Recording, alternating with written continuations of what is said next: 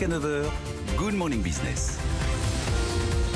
Et dans Good Morning Business, on revient sur cette ultime étape législative. Les députés doivent aujourd'hui entériner, ratifier l'accord trouvé fin décembre par le Royaume-Uni et l'Union européenne. Ils vont concrètement appeler Londres à mieux respecter ses engagements, et notamment sur la pêche. On en parle avec vous, Jean-Luc Hall. Vous êtes directeur général du Comité national des pêches maritimes et des élevages marins. Concrètement, aujourd'hui, la situation des pêcheurs européens, c'est quoi ?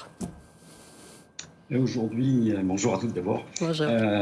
Écoutez, aujourd'hui, on a un certain nombre de licences qui sont toujours en attente, et ça agace prodigieusement nos pêcheurs, puisque en fait depuis plus d'un an maintenant, ils cumulent énormément de difficultés. Les difficultés liées au Covid, tout d'abord. Je rappelle que les marchés sont complètement perturbés, avec des pays qui sont fermés aux exportations, avec également des restaurants qui sont fermés, donc des débouchés insuffisants pour notre production.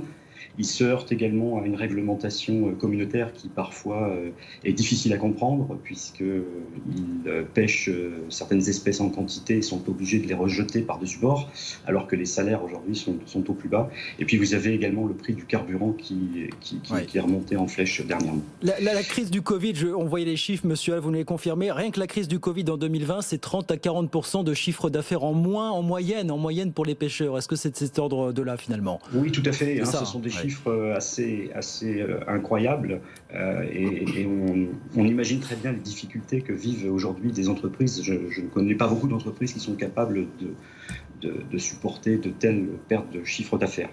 Qu'est-ce que vous attendez concrètement aujourd'hui ? Effectivement, on l'a entendu, il faut plus de licences, mais aussi peut-être plus de coopération de façon générale des autorités britanniques qui font beaucoup blocage administrativement notamment. Oui, c'est-à-dire qu'on a effectivement des négociations qui traînent en longueur, notamment pour ce qui est des TAC et quotas pour l'année 2021, l'année en cours. Habituellement, ces TAC et quotas sont fixés en début d'année précédente, et 4 mois après le début de l'année 2021, on n'a toujours pas de visibilité pour certaines entreprises. C'est quand même très difficile à vivre. Et on imagine aussi que si l'ensemble des licences n'est pas délivré aujourd'hui, c'est parce que ça constitue aussi un moyen de pression de la part des autorités britanniques.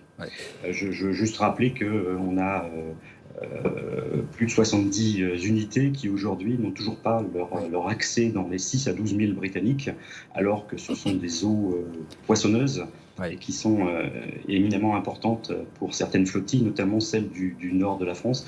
Je pense aux Hauts-de-France, mais il y a aussi une partie des Normands et des Bretons qui habituellement fréquentent ces eaux. Parce qu'effectivement, on a beaucoup médiatisé le cas de Boulogne-sur-Mer, mais vous le dites, dans d'autres régions, on profite largement de ces eaux. Est-ce qu'il n'y a pas un risque du coup, monsieur Hall, c'est qu'à défaut d'avoir accès à ces eaux britanniques que l'on sait très poissonneuses, ça on l'a répété, à l'instar des pêcheurs français, des pêcheurs allemands, italiens, espagnols, belges, néerlandais, se tournent du coup vers les eaux françaises et qu'il y ait une bataille entre Européens? Est-ce que c'est pas malheureusement quelque chose qui peut arriver, ça, hélas? C'est pas quelque chose qui peut arriver, c'est quelque chose qui accourt depuis le début de l'année, puisque effectivement les unités battant pavillon européen qui n'ont pas accès aux eaux britanniques se sont reportées dans les eaux européennes, et donc il y a une sorte de surfréquentation de ces zones, et c'est pas non plus extraordinaire pour la gestion de la ressource. Et ça donne lieu déjà à quelques frictions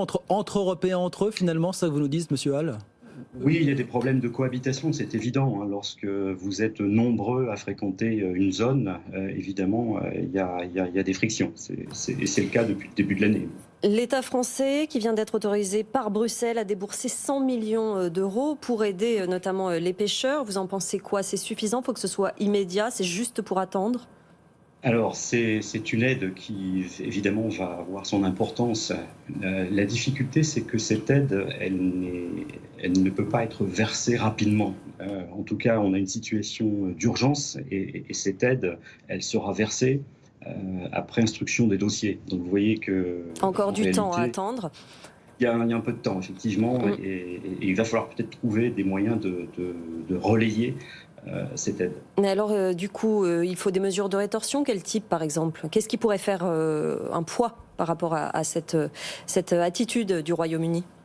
En fait, je crois que notre secrétaire d'État aux Affaires européennes, M. Clément Beaune, a aussi brandi la menace de rétorsion, puisque l'accord qui a été conclu prévoit effectivement qu'en cas de non-observation des règles qui sont fixées par ce document, on puisse actionner des mesures. Et il n'est pas normal, c'est ce que mettent en avant les pêcheurs, que les Britanniques bénéficient à part entière de l'accord depuis le 1er janvier, alors que eux, 4 mois après, attendent toujours l'application de celui-ci. En espérant que vous pourrez bientôt bénéficier des licences qui ont été actées dans le cadre de cet accord conclu le 24 décembre dernier. Merci beaucoup Jean-Luc Hall. Merci beaucoup. On vous le souhaite. Merci beaucoup d'avoir été avec nous. Jean-Luc Hall, directeur général du CNPMEM, Comité national des pêches. Merci d'avoir été avec nous.